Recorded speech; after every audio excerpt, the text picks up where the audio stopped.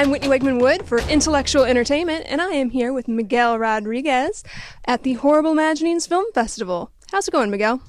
I am very tired, but things are going great. Good, Yes. good. So we're in the second day of the festival. Yes. And so what's been happening and how has everybody been receiving this?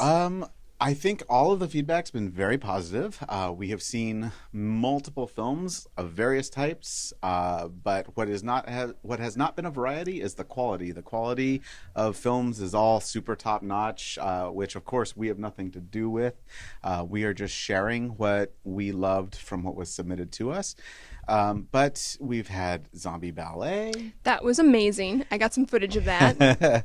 We have a wild screening later tonight with a classic film from 1959, the 60th anniversary of The Tingler, Ooh. where we're recreating a gimmick that was used. I'm not going to say too much about that.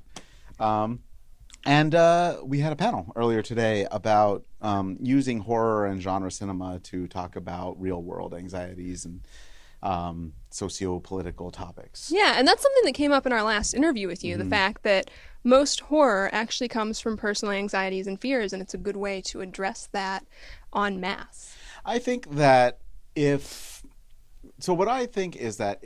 a person is kind of sincere about the types of stories they want to tell, whether they're horror or not, I think it's more potent with horror because it's a primal emotion.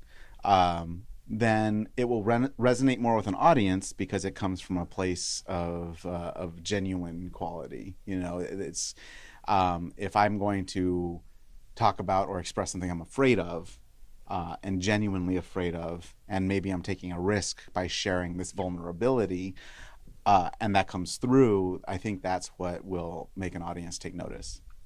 Nice. So, okay, obviously here at the film festival, everything's sort of in blocks where you've placed it in a similar genre category, right? What has been the block that people have had the strongest reaction to thus far? It's hard to say because I got a strong reaction from the This Mortal Coil block yesterday, which follows kind of a life cycle. And I got a lot of compliments on that. But I think today I had a stronger emotional reaction to our Shock to the System block.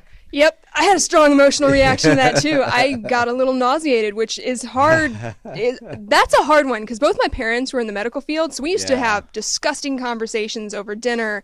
And there was one, and it wasn't the grotesque aspect, it was the human aspect or the lack of empathy that made Maggie May? Yep. Yeah. Yep. That one nauseated me on a really weird level that I can't quite pinpoint right now. I think we are extra sensitive to that type of apathy right now because it seems like it can be prevalent, and that film's all about apathy. Yeah, and it's exaggerated, but it's communicated in this way that is both grotesque, colored with very, very dark humor.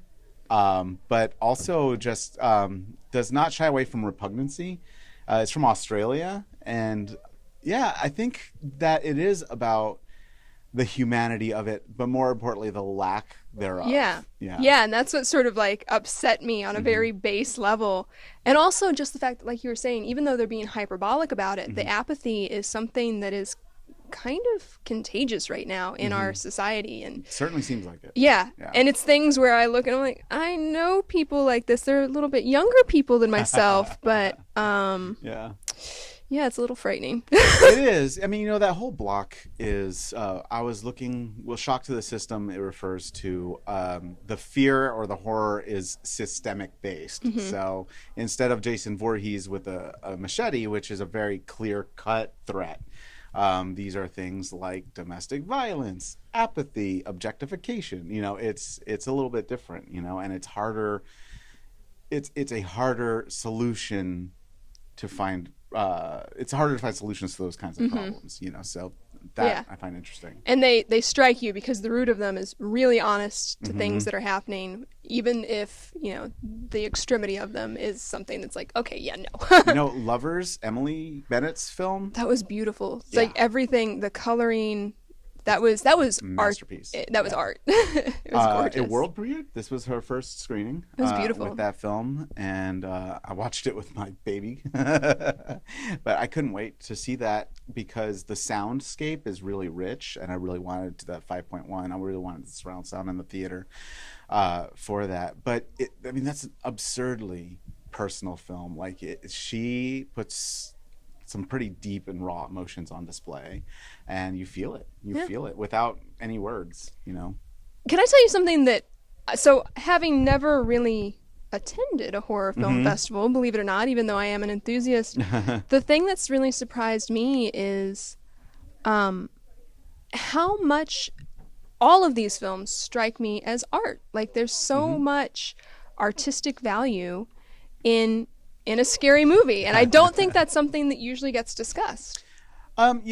So one thing I like about horror that is both kind of like its pain point, but where it derives its strength, is it's a focus of stigma. It's a stigmatized genre. It's a dismissed genre, a little less so now than it has been historically, but it still is. But when something is dismissed or stigmatized, an artist can drop away his or her pretensions, right? Because, I'm not trying to do high art. I'm doing a horror film.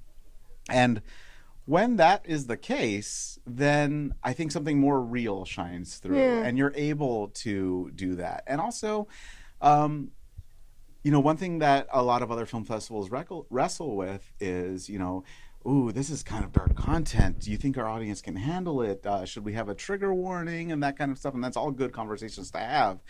But when you are within the context of a horror film festival, your audience is primed for darkness. Your audience is primed for something that might be risque or outre, something out there. So, you can really test the limits. I like that too. Yeah, and I think that's where you find a lot of really great art, is in those extremes of humanity. So what better place to find it than in a horror film? Yeah. All right, well, thank you so much for talking to me today. Thanks. I know you have a lot more to do. I do. So, get back to work. Oh, I'm such a slacker.